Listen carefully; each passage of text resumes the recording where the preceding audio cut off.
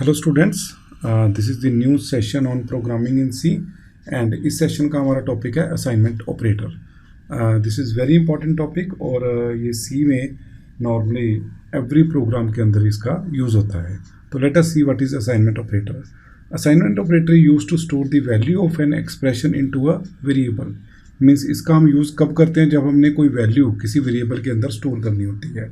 तो नॉर्मली इसमें क्या होता है कि जो राइट हैंड साइड वाली वैल्यू होगी वो ऑलवेज लेफ्ट हैंड साइड पे एक वेरिएबल के अंदर वो स्टोर होगी। तो जो इसका सिंबल है that is this sign of equal to sign का मीनिंग सी के अंदर असाइनमेंट है। और इसका जो सिंटैक्स है this is the syntax variable is equal to expression. Variable normally एक क्वांटिटी होगी जिसके अंदर हम इस एक्सप्रेशन की वैल्यू स्टोर करेंगे। और जो ये एक्सप्रेशन है it can be a simple constant, ये एक वेरिएबल भी हो सकता है और ये दोनों की कॉम्बिनेशन भी हो सकती है। लेट अस सी एग्जांपल्स। तो जैसे यहाँ पे मैंने लिखा है x इज इक्वल टू 5, तो यहाँ पे 5 क्या है, कांस्टेंट है। x इज ए वेरिएबल और उसके अंदर मैंने 5 स्टोर कर दिया। अब y के अंदर मैं क्या स्टोर कर रहा हूँ, x। ऑलवेज राइट वाली वैल्यू लेफ्ट में आके स्टोर होगी। तो y एक और वेरिएबल है जिसमें x की वैल्यू स्टोर हो जाएगी एंड x की वैल्यू ऑलरेडी क्योंकि मेरे पास 5 है तो y में 5 स्टोर हो जाएगा। अब थर्ड एग्जांपल में ये पहले एक्सप्रेशन पूरा इवेल्युएट होगा।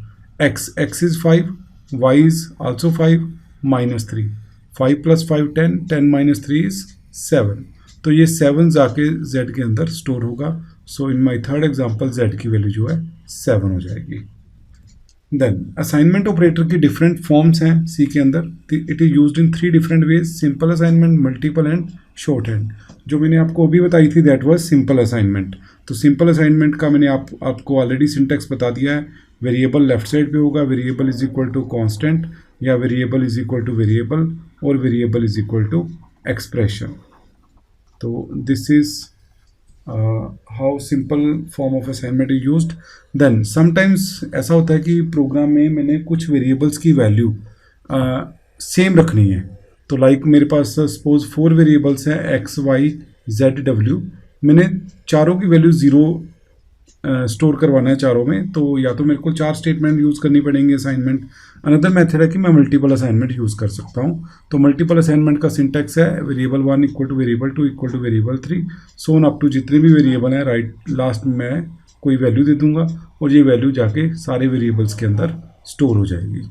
तो लाइक अगर मैं लिख रहा हूँ suppose x equal to Y equal to Z equal to 0, तो नाउ जो 0 है वो z में भी स्टोर होगा।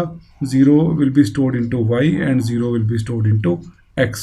This is called multiple assignment. And third form of assignment operator है that is known as shorthand assignment. This is again a variation of assignment operator and इसमें हम यूज़ कब करते हैं इसका, जब लेफ्ट हैंड साइड का मेरा वेरिएबल और राइट हैंड साइड पे जो भी एक्सप्रेशन है उसका फर्स्ट वेरिएबल दोनों सेम है। लाइक अगर मेरे पास एक एक्सप्रेशन है x is equal to x plus Y, तो इसको मैं शॉर्ट फॉर्म में x plus is equal to Y लिख सकता हूँ। तो इसका लेटेस्ट सिंटेक्स देखें क्या है। इसका सिंटेक्स ये है variable, first variable, then operator is equal to some expression. तो इसका जो मीनिंग होगा that is variable is equal to variable operator expression. तो जैसे मैं आपको ये एक्सप्लेन कर रहा हूँ x is equal to x plus Y, तो it will be same as x plus is equal to y. तो क्योंकि ये लेफ्ट में x और राइट में x सेम है तो इन दोनों में से मैं एक बार x स्किप कर दूंगा एंड जो ऑपरेटर है उसको लेफ्ट साइड पे ले आएंगे। तो इसकी let us see some other examples.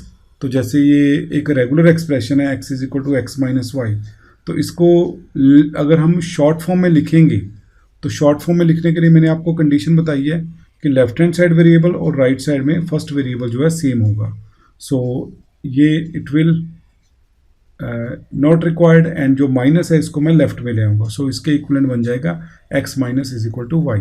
Similarly a equal to a divide 3 को मैं शॉर्ट फॉर्म में a डिवाइड इक्वल टू 3 लिखूंगा। a equal to a modulus b minus 3 को मैं शॉर्ट फॉर्म में a modulus is equal to b minus 3 लिख सकता हूँ।